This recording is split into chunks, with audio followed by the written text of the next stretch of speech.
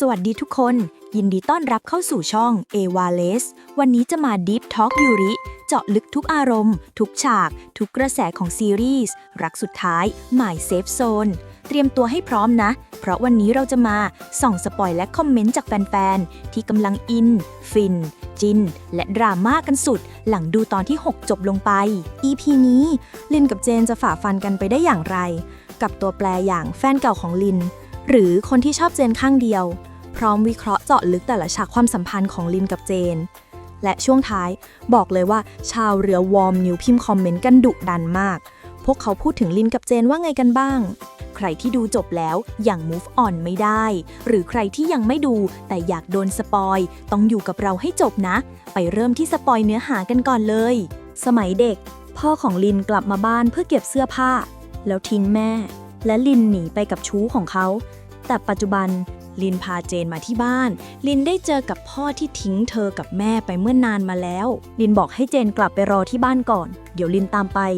เจนจับมือให้กำลังใจลินพยักหน้ารับคำอย่างว่าง่ายลินปฏิเสธไม่อยากคุยกับเขาว่าลินมีแม่แค่คนเดียวพ่อที่ทิ้งไปตั้งแต่เด็กหน้าของเขาก็ยังจำไม่ได้ด้วยซ้ำไล่ให้ออกไปจากบ้านตัดขาดแบบไม่เหลือเยื่อใยทุกคนอยู่ได้สบายดีโดยที่ไม่ต้องมีคุณเมื่อเขาออกจากบ้านไปลินก็บอกแม่ให้เขาเข้ามาทำไมก่อนจะกอดปลอบใจแม่ไม่ต้องร้องไห้อีกแล้วหลังจากนั้นลินเริ่มคิดถึงเรื่องงานเก่าๆตอนเป็นตากล้องถ่ายภาพแมกกาซีนแล้วได้เปิดใจคุยกับแม่ที่เธอเลือกทำงานเป็นตากล้องเหมือนกับพ่อลึกๆก็อาจจะเพราะอยากเจอเขาอยากให้รู้ว่าถึงจะไม่มีเขาก็ตามแม่คนเดียวก็เลี้ยงดูเธอมาได้ดีมากพอดีเจนมาหาที่บ้านมาดูแลปลอบใจให้ลินได้ระบายความรู้สึกออกมาซึ่งจังหวะนั้นมีโทรศัพท์เข้ามาพอดีกลายเป็นว่าลินได้งานใหม่เจนยินดีด้วยไม่ต้องทำงานกับพายก็มีงานได้แล้วชวนไปดินเนอร์เพื่อฉลองงานใหม่ของลินที่ห้องนอนของลินขณะกำลังแต่งตัวเจนเข้ามาตามสวมกอดลินที่กำลังแต่งตัวแล้วก็หอมแก้มหอมไหล่ของลินพร้อมพูดว่าหอมจังลินเลยแถมให้หอมอีกข้างด้วยโมเมนต์หวานมีมาไม่ขาดพอไปถึงร้านอาหารของเจนดินเนอร์มื้อนี้คือดีมากลินตื่นเต้นกับเมนูใหม่ๆที่เจนเตรียมไว้ให้ชิมก่อนใครแล้วไม่รอช้าลินคว้าเจนมานั่งตักแล้วย้ำว่าโดยเฉพาะเจ้าของร้านอร่อยมากคือแต่ละเมนูที่เจนทำมาให้กินในมื้อนี้เนี่ยมันมีความทรงจำระหว่างพวกเธอทั้งสองคนทุกเมนูแรกไข่พะโล้เป็นครั้งแรกตอนที่แม่ของลินออกไปหางานแล้วเอาลินมาฝากไว้ที่บ้านเจนตอนนั้นลินไม่ยอมกินอะไรเลยนอกจากไข่พะโล้ที่เจนตักแบ่งให้เมนูที่2ข้าวขยำปลาทูลินจำไม่ได้แต่เจนเล่าว่าตอนไปทัศนศึกษามีเงินซื้อได้เท่านี้และเอามาแบ่งกัน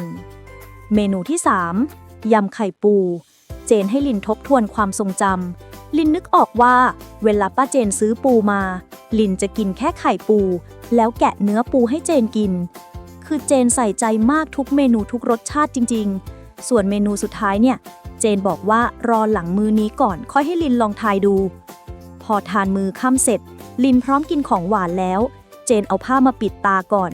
ทำให้ลินสงสัยว่าขนมอะไรเนี่ยต้องปิดตาด้วยหรอพอปิดตาเสร็จเจนก็กระซิบข้างหูว่าจับมือเจนนะเดี๋ยวเจนจะพาไปเจนจับมือลินพามาที่โรแมนติกสุดๆอีกมุมของร้านที่จัดไว้เป็นพิเศษมากๆพอพาไปนั่งเรียบร้อยเจนบอกว่าเดี๋ยวเจนมานะลินอมยิ้มไม่หยุดเลยระหว่างรอพอเจนมาเปิดตาลินเท่านั้นแหละลินถึงกับตะลึงมากมันคือภาพความหลังตอนที่ลินร้องไห้วิ่งตามรถของพ่อที่ทิ้งเธอไปจนหกล้มทันใดนั้นเจนเดินมาพร้อมกับยื่นไอศครีมกะทิให้บอกว่าไม่ร้องไห้นะลินยังสงสัยว่าทำไมต้องรสกะทิเป็นรสชาติที่เด็กไม่น่าจะเลือกเจนเฉลยว่าเพราะป้าเก็บช็อกโกแลตที่ชอบไว้สูงหยิบไม่ถึงเลยหยิบได้แค่รสกะทิที่อยู่ข้างล่างแล้วคิดว่าไอติมน่าจะทำให้ลินรู้สึกดีขึ้นได้ลินยิ้มทั้งน้ำตาร้องไห้ออกมาด้วยความซาบซึ้งที่เจนทำทุกเมนูในวันนี้โดยมีลินเป็นเรื่องราวในอาหารเหล่านั้นเจนเลยสารภาพออกมาว่ามีลินเป็นแรงบันดาลใจในการทำอาหารมาตลอดอยากเปิดร้านอาหารอร่อยๆเผื่อลินอยากมากินจะได้เจอกันอีกครั้ง ค่ำคืนนี้มันเต็มไปด้วยความทรงจำและแรงบันดาลใจกับของหวานสุดพิเศษไม่แพ้ความหวานของลินและเจนความหวานของลินกับเจนในค่ำคืนสุดพิเศษนี้มันก็ไม่ได้จบแค่การป้อนของหวานให้กันแค่นั้นแต่พวกเธอต่างหลอมรวมกันจนละลายคล้ายกับไอศกรีมกะทิเมนูพิเศษที่เป็นจุดเริ่มต้นของรอยยิ้มระหว่างกันทิมเอาแฟลชไดรฟ์มาให้เจนดูเขามาแจ้งความคืบหน้าเรื่องที่ร้านถูกประทุษร้ายแล้วสงสัยว่าเจนหรือลินมีศัตรูที่ไหนหรือเปล่าแต่เจนไม่คิดว่ามีแล้วอ้างว่ามีธุระรีบไล่เขากลับไปก่อนส่วนลินไปทำงานถ่ายแบบแต่ยังไม่รู้เลยว่านางแบบเป็นใครรู้แค่ว่างานนี้ระบุเลยว่าต้องเป็นลินเท่านั้นไม่ว่าค่าตัวเท่าไหร่ก็ตามและเมื่อนางแบบเดินมาลินถึงกับตกใจแรงมากเพราะเป็นเจนที่มาเป็นนางแบบสำหรับงานนี้เจนเดินมาพร้อมรอยยิ้มอย่างมีความสุขที่ได้ให้คนที่รักถ่ายรูปให้ต่างจากลินที่ดูตกใจเหมือนผิดหวังแล้วดูไม่พอใจอย่างแรงสีหน้าของลินทำให้เจนที่ยิ้มอย่างมีความสุขกลับต้องหยุดยิ้มลินถึงขนาดเดินเข้าไปถามเจนด้วยน้ำเสียงผิดหวังว่าทำแบบนี้ทำไม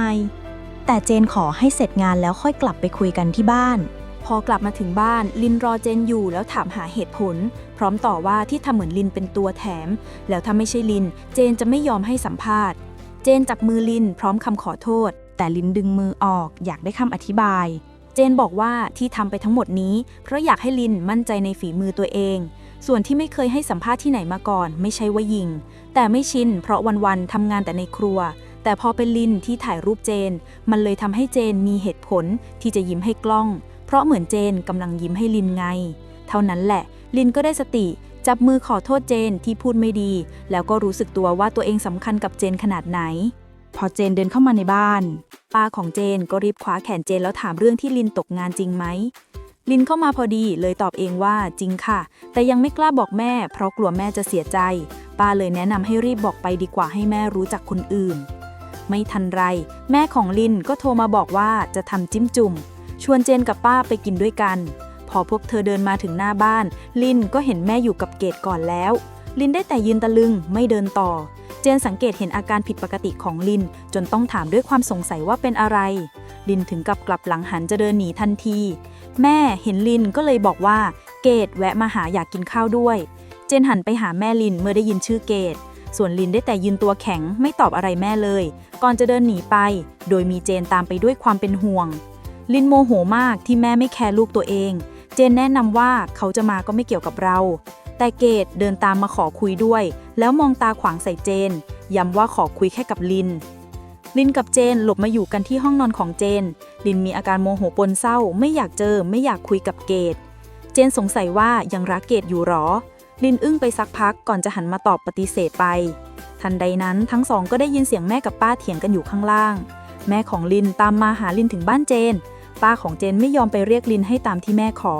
บอกให้ปล่อยเด็กแก้ปัญหากันเองแล้วรั้งแม่ไว้จนสำเร็จแม่ของลินยอมกลับบ้านไปแต่ป้าก็แนะนำให้ลินกลับไปคุยกับแม่นะเมื่อแม่กลับมาที่บ้านของตัวเองภาพความหลังครั้งที่อยู่กัน2 คนแม่ลูกแต่ละช่วงเวลาการเติบโตของลูกสาวก็ย้อนกลับมาให้แม่ได้คิดถึงคืนนั้นลินมานอนค้างที่บ้านเจนจนหลับไปแล้วเจนลงไปคุยกับป้าแนะนำให้เผื่อใจเอาไว้ก็ดีนะเช้าวันต่อมาลินตื่นมาไม่เจอเจนอยู่ข้างๆตัดสินใจได้แล้วว่าจะกลับไปคุยกับแม่เลยลงมาบอกเจนกับป้าเจนเป็นห่วงอยากให้ไปเป็นเพื่อนด้วยไหมแต่ลินคิดว่าไม่เป็นไรพอเดินกลับไปถึงบ้านเห็นพ่อยืนอยู่ที่หน้าบ้านจะมาคุยด้วยอ้างความเป็นห่วงแต่แม่รีบออกมาต่อว่าถ้ารักคงไม่ทิ้งลูกไปตั้งแต่5 ขวบหรอกแม่มั่นใจว่าลูกสาวเก่งพอจะดูแลกันเอง2 คนแม่ลูกได้คนนอกที่ไม่ใช่ครอบครัวไม่ต้องยุ่งแล้วเรียกลินให้เข้าบ้านพอเข้ามาในบ้านแม่ยกข้าวมาวางพร้อมกับชวนลินให้กินข้าวกับแม่ลินนั่งลงพร้อมน้ำตาอาบแก้มแม่เองก็น้ำตาคลอพร้อมตักข้าวกับข้าวใส่จานให้ลินช่างใจอยู่สักพักก่อนจะตัดสินใจบอกเรื่องที่โดนไล่ออกแม่ไม่พูดอะไรได้แต่พยักหน้ารับรู้ทั้งน้ำตาแล้วลุกขึ้นจากโต๊ะลินตกใจคิดว่าแม่จะเดินหนีรีบลุกไปขวางแต่แม่กลับดึงลินเข้ามากอดทั้งแม่และลูกก็กอดกันร้องไห้แม่ถามทำไมไม่บอกแม่ส่วนลินเองก็มีเหตุผลกลัวแม่จะเสียใจแม่เองก็บอกลูกว่าลินคือความภูมิใจที่สุดในชีวิตของแม่ ที่ออฟฟิศของพายเจนบุกมาเพื่อเตือนพายพร้อมหลักฐานทั้งเรื่องทีมงานที่ขับรถเกือบชนเธอแล้วก็ตามมาปาก้อนหินใส่ร้านอาหารและเรื่องพ่อของลินที่พายจ้างมาวุ่นวายลินกับแม่ถ้ายังก่อกวนลินอีกเจนจะไปให้ปากคำกับตำรวจคือเจนปกป้องลินแบบสุดแม่ลูกคืนดีกันแล้วแต่แม่ยังอยากให้ลินลองคุยกับเกดก่อนค่อยตัดสินใจอีกครั้งพร้อมเอาเบอร์โทรของเกดมาให้ลินมาคุยกับเจนด้วยความเป็นห่วงเมื่อรู้เรื่องที่พายทำทั้งหมดลินไม่อยากให้เจนไปหาพายคนเดียวอีกเจนรู้แหละแต่ทนไม่ได้เจนแนะนำให้ปล่อยไปเถอะทั้งพ่อทั้งพายลินกลัวจะตกงานยาวแต่เจนยิ้มให้กำลังใจมั่นใจในความเก่งของลินถือว่าตอนนี้พักแล้วใช้เวลาอยู่กับเจนส่วนเรื่องเกดเจนหยิบโทรศัพท์มือถือพร้อมกระดาษที่แม่เขียนเบอร์เกดไว้ในนั้นแล้วให้ลินโทรไปเลยจะได้จบลินเกรงใจเจนแต่เจนโอเคลินเลยอ้อนกลับว่าไม่หวงหรอเจนมั่นใจไม่หวงเพราะลินเป็นของเจนคนเดียวก่อนที่ลินจะจุ๊บขอบคุณเจนอุ๊ยหวานไม่ไหวแล้วนะคืนนั้นที่ร้านอาหารแห่งหนึ่งลินยอมมาพบเกดเพื่อจะได้จบไปเกดพยายามจะจับมือแล้วขอโทษอ้างว่าโดนชู้หลอกลินไม่อยากสนใจจะเดินหนีจบแค่นี้แต่เกดจับมือรั้งไว้อ้างว่าคนในออฟฟิศลินพนันกันว่าใครจะมาเป็นมือที่3ระหว่างพวกเธอ2คนเกดพยายามขอโทษอีกครั้งบอกว่าถ้าย้อนเวลากลับไปได้ไม่ทำแบบนั้นขอให้กลับมาคบกันอีกได้ไหมแล้วเข้าสวมกอดลินแต่ลินไม่รู้เลยว่าทีมคนที่แอบรักเจนมองพวกเธออยู่อีกโต๊ะหนึ่งโอ้โหต้องบอกว่ารักสุดท้าย My Safe Zone EP 6เนี่ยมันโยนระเบิดใส่คนดูไม่หยุดเลยนะตั้งแต่เรื่องพ่อของลินที่โผล่มาเรื่องงานที่ลินถูกไล่ออกเรื่องที่เจนบุกไปเตือนพายไหนจะการคืนดีระหว่างแม่ลูกที่ทำเอาน้ำตาไหลพรากแล้วก็ฉากที่เจนบอกว่าลินเป็นของเจนคนเดียวที่ทำเอาเรากรี๊ดคอแตกแล้วปิดท้ายด้วยการเผชิญหน้ากับเกทที่ร้านอาหารแล้วจู่ๆทีมก็ดันไปเห็นเขาอีกคือมันเกิดอะไรขึ้นมากมายใน EP เดียวจริงๆเอาล่ะหลังจากที่เราสรุปสปอย EP 6 กันไปแบบครบรสทั้งรักทั้งดราม่าตอนนี้ได้เวลาที่เราจะมา Deep Talk ยูริวิเคราะห์ซีนรักและปมตัวละครกันแล้ว EP นี้มีอะไรให้เราวิเคราะห์บ้างใครมีอะไรอยากพูดถึง EP 6 อีกคอมเมนต์มาได้เลยนะตอนนี้เราไปเริ่มเจาะลึกกันเลยดีกว่าความภูมิใจที่สุดในชีวิตของแม่ซีนแม่ลูกใน EP นี้คือที่สุดมันเป็นซีนที่ทำให้คนดูร้องไห้ตามกันเป็นแถบๆเลยนะเราเห็นเลยว่าความเจ็บปวดที่ลินเก็บไว้มันใหญ่แค่ไหนตั้งแต่เรื่องถูกพ่อทิ้งตอนเด็กจนถึงเรื่องโดนไล่ออกจากงานความกลัวของลินที่ไม่อยากบอกแม่ก็เพราะกลัวแม่จะเสียใจซึ่งมันสะท้อนว่าลินพยายามแบกรับความรู้สึกผิดและอยากให้แม่สบายใจมาตลอดชีวิตแต่จังหวะที่แม่รู้แล้วลุกขึ้นจากโต๊ะข้าวคนดูอย่างเราคิดว่าแม่จะเดินหนีใช่ไหมลินก็ตกใจรีบลุกไปขวางแต่สิ่งที่แม่ทำคือดึงลูกเข้ามากอดโอ้โหมันคือการทำลายกำแพงความกลัวของลินไปเลยนะประโยคที่แม่พูดว่าลินคือความภูมิใจที่สุดในชีวิตของแม่เนี่ยมันไม่ได้แค่พูดปลอบใจแต่มันคือการเยียวยาบาดแผลในวัยเด็กที่ถูกพ่อปฏิเสธด้วยนะมันเป็นการยืนยันความรักแบบไม่มีเงื่อนไขจากคนในครอบครัวที่สำคัญที่สุดทำให้ลินรู้สึกว่าต่อให้ชีวิตจะพังแค่ไหนจะไม่มีงานจะไม่มีพ่อแต่เธอก็ยังมีเซฟโซนที่แข็งแกร่งที่สุดคือแม่และบ้านหลังนี้ซีนนี้มันทรงพลังและกินใจมากเพราะมันคือการให้กำลังใจที่มาจากรากฐานของชีวิตเลยแหละซีนรักสไตล์เจนหวานจนทุกคนต้องยอมแพ้มาถึงซีนความรักของเจนกับลินบ้างคือเจนเธอร้ายเงียบนะทุกคนต้องบอกว่า EP นี้เนี่ยเจนไม่ได้มาเล่นๆแต่มาเพื่อทวงบัลลังก์เจ้าของแบบหวานๆและหนักแน่นเริ่มที่ซีนแรกก่อนเลยซีนอาหารไทม์แคปซูลความทรงจำเรามาเริ่มที่ซีนอาหารก่อนเลยนะนี่คือซีนที่มีความหมายซ่อนอยู่เยอะมากๆและเป็นซีนที่โรแมนติกที่สุดของ EP นี้จริงๆอาหารที่เจนทำทุกเมนูเนี่ยมันไม่ใช่แค่การทำอาหารอร่อยๆให้คนรักกินแต่มันคือการรวบรวมความทรงจำของทั้งคู่เข้าไว้ด้วยกันอย่างตั้งใจตั้งแต่ไข่พะโล้ตอนเด็กไปจนถึงไอศกรีมกะทิในวันที่ลินเจ็บปวดสัญลักษณ์ของอาหารในซีนนี้คือความมั่นคงทางอารมณ์เจนกำลังสื่อสารกับลินว่าทุกช่วงเวลาในชีวิตของเธอฉันอยู่ตรงนั้นเสมอแล้วการที่เจนสารภาพว่าลินคือแรงบันดาลใจในการทำอาหารคือการมอบตำแหน่งสำคัญที่สุดในชีวิตให้กับลินจริงๆคือไม่ใช่แค่เป็นคนรักแต่เป็นส่วนหนึ่งของความฝันและชีวิตการทำงานของเจนไปแล้ว มันเป็นการแสดงความรักที่ลึกซึ้งและเป็นผู้ใหญ่มากๆดินเนอร์มื้อนี้ของเจนกับลินนี้เนี่ยเลยไม่ได้มีไว้แค่ฉลองงานใหม่เท่านั้นแต่มันคือการพาเธอย้อนเวลากลับไปในทุกช่วงชีวิตผ่านรสชาติอาหารเจนไม่ได้ทำเมนูหรูหราอลังการแต่เลือกเมนูที่ผูกกับความทรงจำของลินตั้งแต่เด็กแสดงให้เห็นถึงความใส่ใจในรายละเอียดที่ลึกซึ้งมากลองดูแต่ละเมนูนะเมนูไข่พะโล้เป็นอาหารจานแรกที่ลินยอมกินตอนที่แม่พามาฝากไว้ที่บ้านเจนเป็นสัญลักษณ์ของการเริ่มต้นความผูกพันและการดูแลกันในวันที่ลินอ่อนแอและไม่ยอมเปิดใจเมนูข้าวขยำปลาทูคือความทรงจำการแบ่งปันในวันที่พวกเขามีเงินน้อยตอนไปทัศนศึกษามันสะท้อนว่าความรักของคู่นี้มันเติบโตมาจากความเรียบง่ายและการแบ่งปันทุกสิ่งที่มีเมนูยำไข่ปูเป็นอีกความทรงจำวัยเด็กที่ลินจะกินแค่ไข่ปูแล้วแกะเนื้อปูให้เจนกินมันแสดงให้เห็นถึงความสัมพันธ์ที่พึ่งพาอาศัยกันและเป็นผู้ให้กันมาตั้งแต่ยังเด็กอาหารทั้งหมดนี้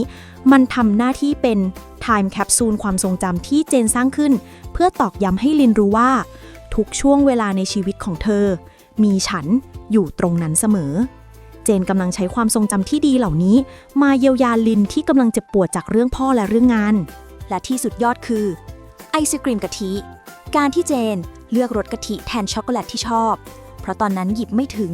แล้วนำไอศกรีมนี้ไปให้ลินตอนร้องไห้ที่วิ่งตามรถพ่อจนหกล้มเป็นการแสดงให้เห็นว่าเจนคือผู้ที่เปลี่ยนความเจ็บปวดให้กลายเป็นความหวานเจนเยียวยาบาดแผลของลินโดยใช้ความพยายามและความรักที่บริสุทธิ์ของเธอเข้ามาเติมเต็มและปลอบโยนลินการที่เจนสารภาพว่าลินคือแรงบันดาลใจในการทำอาหารคือการยกลินให้เป็นหัวใจสำคัญของชีวิตเจนไปแล้วอาหารจึงเป็นมากกว่าอาหารแต่มันคือคำประกาศความรักที่มั่นคงของเจนที่มีต่อลินแบบไม่มีเงื่อนไขเลยซีนความรักของเจนซีนต่อมาคือซีนถ่ายแบบความคลั่งรักของเจนมาที่ฉากถ่ายแบบให้ลินถ่ายเราบอกว่าตัวเองมีเหตุผลที่จะยิ้มให้กล้องเพราะเหมือนยิ้มให้ลินน่ะ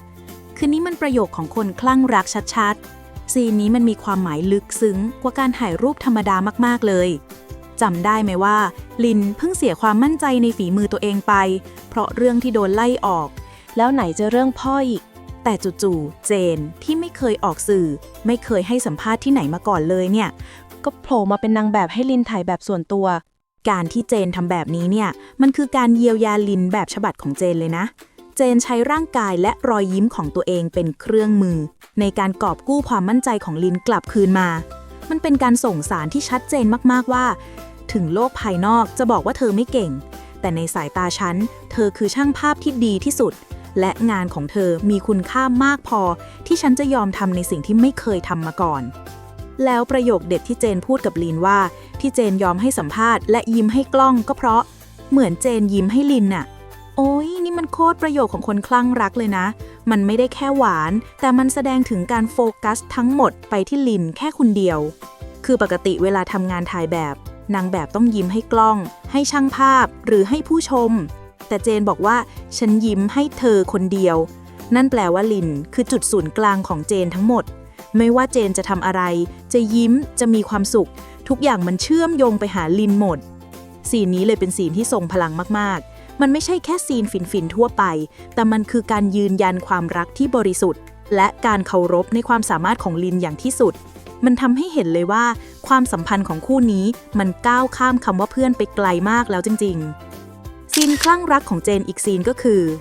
ซีนที่เจนจัดการพายปกป้องเซฟโซนซีนนี้คือซีนที่เราเห็นพลังอำนาจที่แท้จริงของเจนเลยก็ว่าได้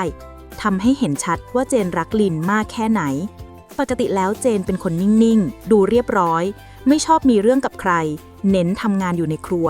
แต่พอรู้ว่าพายอยู่เบื้องหลังการกลั่นแกล้งลินทั้งหมดทั้งเรื่องที่ลินบาดเจ็บจนต้องรับงานไม่ได้แล้วยังไปยุ่งเรื่องส่วนตัวด้วยการจ้างพ่อของลินมาสร้างปัญหาเนี่ยเจนก็สวมบทบาทเป็นผู้ปกป้องทันทีเลยแสดงให้เห็นถึงความกล้าหาญและความเด็ดขาดในการปกป้องเซฟโซนของตัวเองเจนไม่ปล่อยให้ลินต้องเจอเรื่องร้ายๆคนเดียวเด็ดขาดการที่เจนเลือกบุกไปหาภัยถึงที่ออฟฟิศเนี่ยมันคือการส่งสัญญาณที่ชัดเจนมากๆว่าไม่ยอมให้ใครมารังแกเจนไม่รอให้ลินต้องจัดการปัญหาคนเดียวอีกต่อไปแล้วเธอพร้อมที่จะยืนหยัดต่อสู้เพื่อคนที่เธอรัก เจนไปหาพายพร้อมหลักฐานที่มัดตัวพายไว้ทั้งหมดแสดงให้เห็นถึงความฉลาดความมั่นใจว่าเหนือกว่าและการเตรียมพร้อมมาอย่างดีไม่ได้ใช้อารมณ์แต่ใช้เหตุผลและความจริงเจนเตือนพายว่าถ้ายังยุ่งกับลินอีกเจนจะไปให้ปากคำกับตำรวจ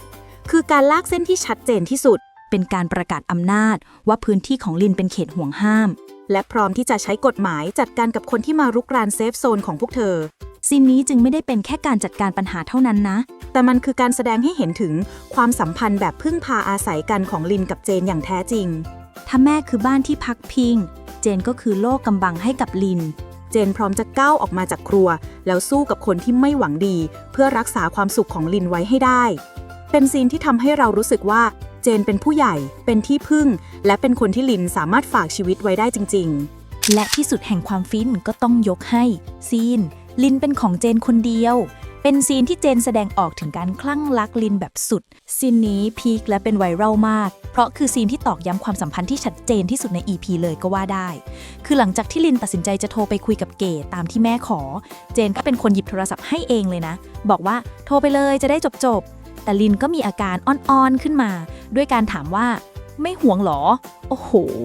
คำถามนี้ของลินเนี่ยมันน่ารักและเป็นธรรมชาติมากๆนะมันคือคำถามที่ออกมาจากความต้องการที่จะได้รับการยืนยันความรักอีกครั้งจากเจน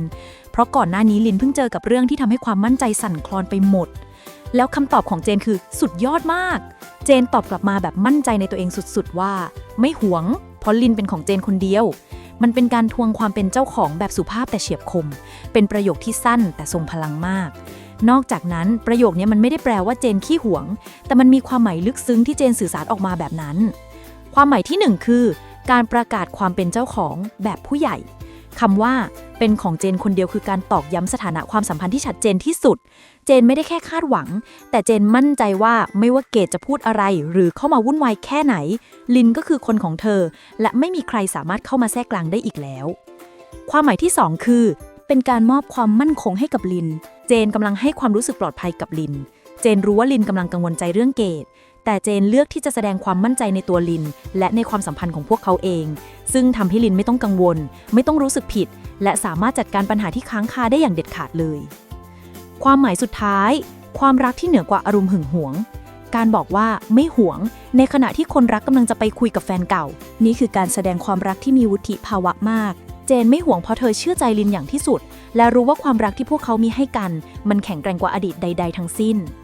สรุปไม่หวงเพราะลินเป็นของเจนคนเดียวซีนนี้เลยเป็นซีนที่ทำให้คนดูฟินจนตัวบิดเพราะประโยคนี้มันไม่ได้แปลว่าเจนขี้หวงแต่มันแปลว่าเจนมั่นใจในความรักของลินมากมันคือการตอกย้ำสถานะความสัมพันธ์ที่ชัดเจนที่สุดเป็นการบอกให้ลินรู้สึกปลอดภัยและมีคุณค่าอีกครั้งโดยลินไม่ต้องกังวลเรื่องเกดหรือใครก็ตามที่พยายามจะเข้ามาการที่เจนยอมให้ลินไปคุยกับเกดก็แค่เพื่อให้มันจบกันไปสักทีโดยที่ในใจลึกๆแล้วลินรู้ว่าตัวเองเป็นของใครและเจนก็มั่นใจในสิ่งนั้นนี่คือสไตล์การแสดงความรักที่มีเหตุผลเจนแสดงให้เห็นว่าพร้อมจะเป็นที่พึ่งเป็นเซฟโซนที่มั่นคงให้แก่ลินจริงๆความหวานของคู่นี้มันเลยไม่ได้ฉาบฉวยแต่มันมีรากฐานมาจากความเข้าใจการปกป้องกันและกันแบบไม่มีเงื่อนไขเลยและทำให้คนดูอย่างเราตายสงบศพสีชมพูไปเลยปมตัวละครและสิ่งที่ต้องจับตาดูที่เริ่มเข้มข้นขึ้นเรื่อยๆเริ่มด้วยการบุกฟาดพายของเจนที่ปกติจะดูนิ่งๆใจเย็นพอรู้ว่าพายอยู่เบื้องหลังการกลั่นแกล้งลินทั้งเรื่องพ่อทั้งเรื่องงานเจนก็ลุยเองเลยนะการที่เจนเอาหลักฐานไปเตือนพายแบบไม่กลัวใครเนี่ยมันยืนยันว่าเจนพร้อมทำทุกอย่างเพื่อปกป้องลินแต่เราก็ต้องรอดูว่าพายจะยอมแพ้ไหมหรือจะยิ่งแค้นแล้วหาทางเล่นงานหนักกว่าเดิมต่อมาคือปมการกลับมาของเกดและสายตาของทีมฉากจบที่เกดเข้ามากอดลินที่ร้านอาหารเป็นการจุดชนวนปัญหาใหญ่เลยนะเกดใช้ความทรงจำเก่าๆและความรู้สึกผิดมาดึงลินไว้ซึ่งลินก็แค่ต้องการจบเรื่อง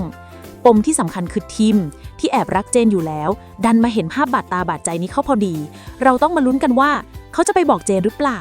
หรือเขาจะใช้เรื่องนี้เป็นเครื่องมือในการทำลายความสัมพันธ์ของลินกับเจนเพราะเขาอยากได้เจนมาอยู่ข้างๆตัวเองปมสามเศร้าครั้งนี้บอกเลยว่าอาจจะอันตรายกว่าพายหลายเท่าเลยองค์ประกอบเสริมและสัญลักษณ์เรามาเริ่มที่อาหารกันก่อนเลยอาหารในซีนดินเนอร์ของเจนกับลินเนี่ยไม่ได้เป็นแค่ของกินแต่มันคือไทม์แคปซูลความทรงจำเลยนะตั้งแต่ไข่พะโล้ข้าวขยำปลาทูไปจนถึงยำไข่ปูทุกเมนูมันถูกผูกไว้กับเหตุการณ์สำคัญในชีวิตของลินและเจนทั้งหมด การที่เจนบรรจงทำอาหารที่มีเรื่องราวของลินและเซอร์ไพรส์ด้วยไอศครีมกะทิที่เคยใช้ปลอบใจลินตอนเจ็บปวดมันเป็นสัญลักษณ์ที่บอกว่าเจนคือผู้เยียวยาเจนใช้ความรักและความทรงจำที่ดีมาลบล้างบาดแผลเก่าๆให้ลินเพื่อให้ลินรู้ว่าทุกช่วงเวลาของชีวิตเธอมีเจนอยู่ด้วยเสมอแล้วการที่เจนสารภาพว่าลินเป็นแรงบันดาลใจในการทำอาหาร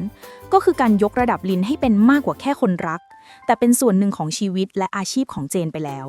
ทีนี้มาดูซีนของลินที่กลับไปเผชิญหน้ากับแม่และบอกความจริงเรื่องงานบ้างฉากที่ลินสารภาพว่าถูกไล่ออกจากงานแต่แม่ไม่โกรธไม่ต่อว่าแต่กลับโอบกอดลูกแล้วบอกว่าลินเป็นความภูมิใจของแม่มันเป็นสัญลักษณ์ของการยอมรับและการให้อภัยที่แท้จริงเลยนะ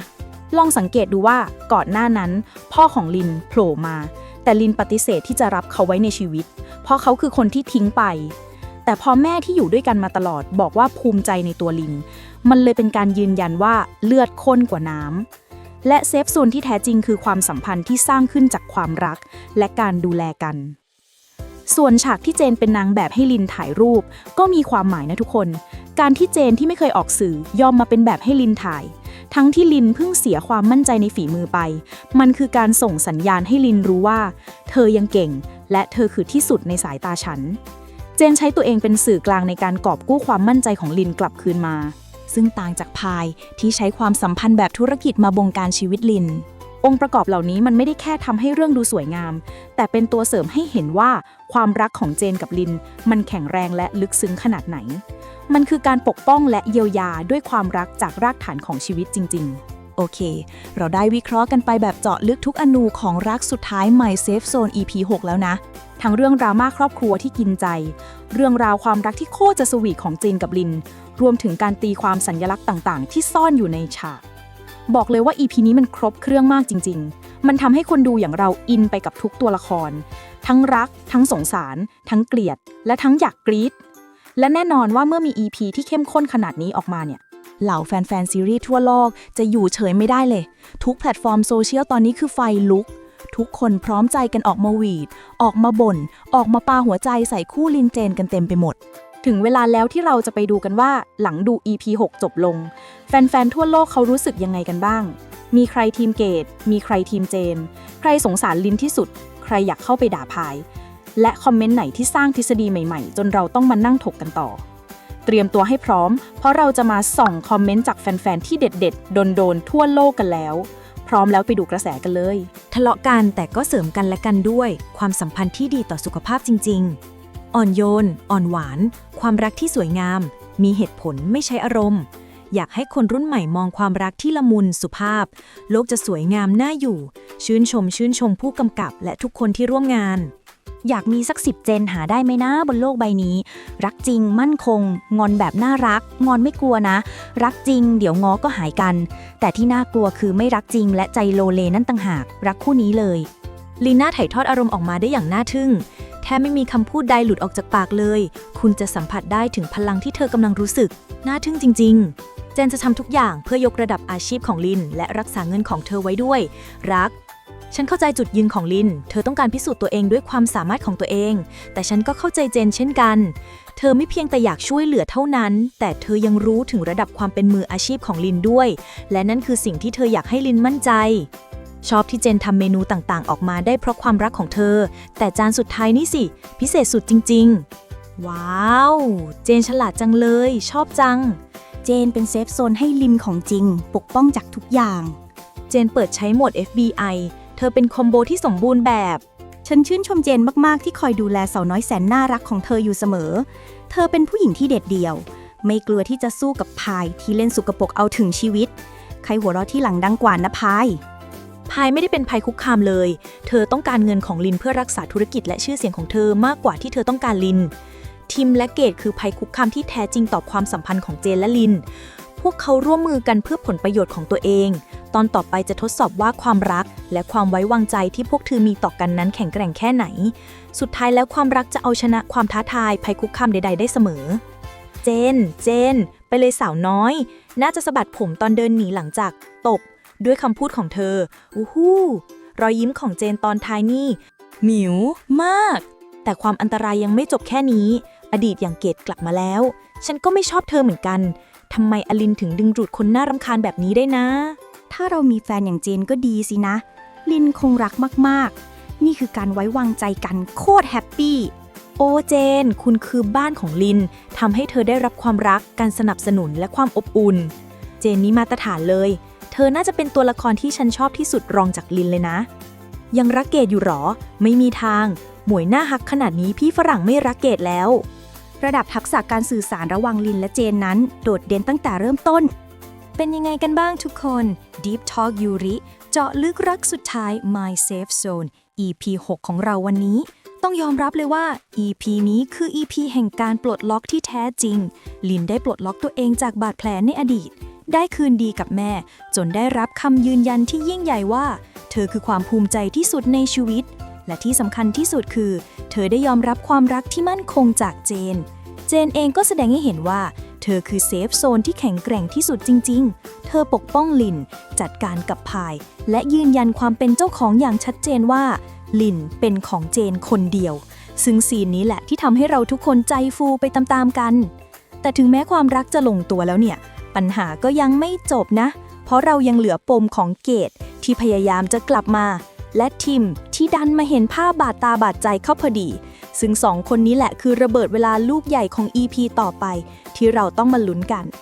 สรุปคือรักสุดท้าย My Safe Zone EP 6 ได้พาทุกคนขึ้นรถไฟเหาะทางอารมณ์ ทั้งฟิน ทั้งร้องไห้ ทั้งเดือด และวางกับดักความตื่นเต้นไว้รอเราใน EP หน้าแบบจัดเต็มจริงๆ อย่าลืมว่าความรักที่แท้จริง คือการเป็นพื้นที่ปลอดภัยให้กันและกัน เหมือนที่ลินกับเจนกำลังสร้างมันขึ้นมาอย่างแข็งแรง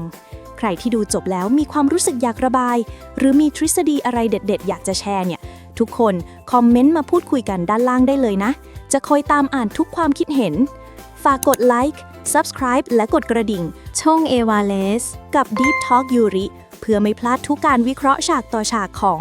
รักสุดท้าย My Safe Zone ในตอนหน้าด้วยนะ แล้วเจอกันใหม่ EP 7 ที่รับรองเข้มข้นขึ้นแน่นอน แล้วพบกันใหม่ ขอให้เป็นวันที่ดีสำหรับทุกคน สวัสดี